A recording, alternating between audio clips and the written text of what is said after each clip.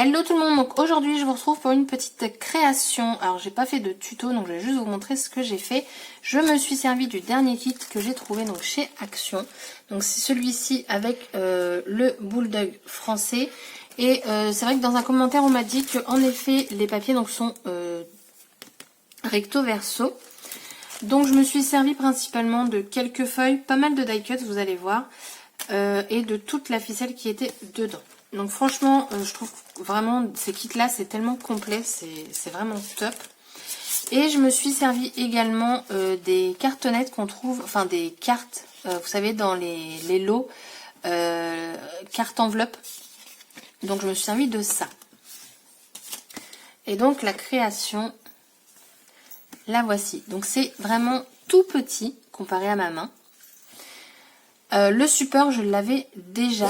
C'est avec mon boulot, en fait, c'était un support de... Excusez-moi. Donc, je reprends. C'était un support de post-it, donc je m'en suis servi. J'avais envie de faire quelque chose avec, vu que les post-it, j'en avais plus.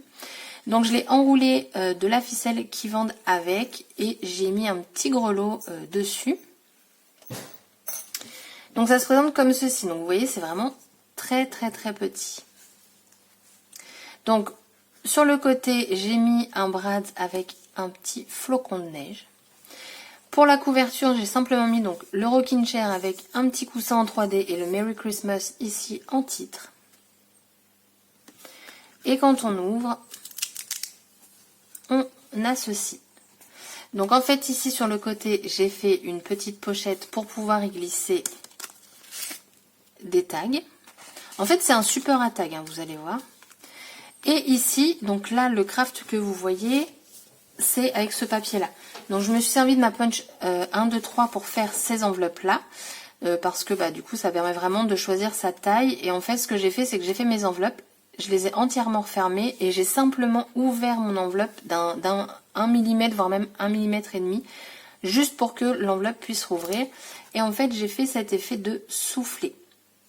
Donc on en a 3 dedans. C'est déjà pas mal parce que vous voyez quand on le ferme, bah, ça prend beaucoup de place. Et dedans, j'ai donc déjà la déco, j'ai mis les petites tasses de chocolat chaud avec les chamallows dessus. J'ai mis deux die cuts titres, donc Hot Chocolate et It's the Season. Et dedans, en fait, j'ai créé des tags. Donc on a celui-ci. Donc vous voyez, je me suis servi énormément de die cuts. Hein. Sur les étoiles, j'ai mis du Glossy Accent, plus des paillettes en fait. Avant que ça sèche, je l'ai saupoudré de paillettes, comme ça c'est vraiment incrusté dedans. En titre, on a Christmas Morning avec donc l'ouverture des cadeaux. Ensuite, on va avoir un deuxième tag. Donc pareil, sur les étoiles, j'ai mis du Glossy et des paillettes.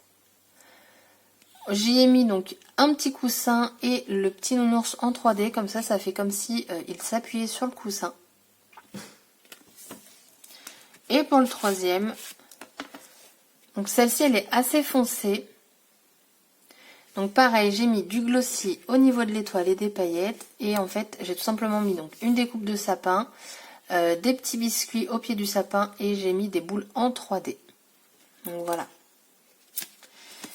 Et voilà, je trouvais que le support s'y prêtait bien parce que c'était un petit support. Mais j'avais envie de faire quelque chose avec ça. Et en fait, fur et à mesure que je scrape, je me rends compte que ce que je préfère faire, c'est des créations où on a des structures. Voilà. Donc là, vous allez me dire, je me suis pas foulée, la structure était déjà faite. Hein. Mais voilà, je suis plus petite chose comme ça, je pense, que faire des cartes. Faire des cartes, j'aime bien, mais... j'ai plus de mal à trouver l'inspiration dans des cartes, je ne sais pas pourquoi. Donc voilà, donc une petite idée de comment utiliser ce kit. Après ça, vous pouvez tout à fait le reproduire, il suffit juste que vous fassiez votre base. Enfin après, vous prenez les dimensions que vous voulez. Mais voilà, j'ai trouvé sympa l'idée de récupérer ce petit bloc à post-it qui était vide, donc son support. En plus, c'est un support qui est quand même assez large, donc c'est du costaud. Et le papier, je le trouve juste magnifique. Hein. Donc tout ça, tout ce que vous voyez là, ça vient du kit.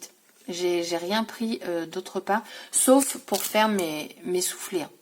Parce qu'au départ, je voulais prendre du papier, mais je me suis dit que c'était gâché, étant donné qu'on ne voit absolument pas le papier sur les autres soufflets, sauf sur celui de devant, donc je l'ai utilisé. Donc c'est pour ça que j'ai voulu utiliser ça. J'avais peur que ce soit trop épais, puis au final j'aime beaucoup, c'est solide. Donc voilà ma petite création avec ce set. Donc j'espère que la vidéo vous aura plu. C'est une petite vidéo comme ça de la création. Donc vous voyez, il se lève. Hein. Donc c'est pour ça que je l'ai entouré de petites cordes comme ça.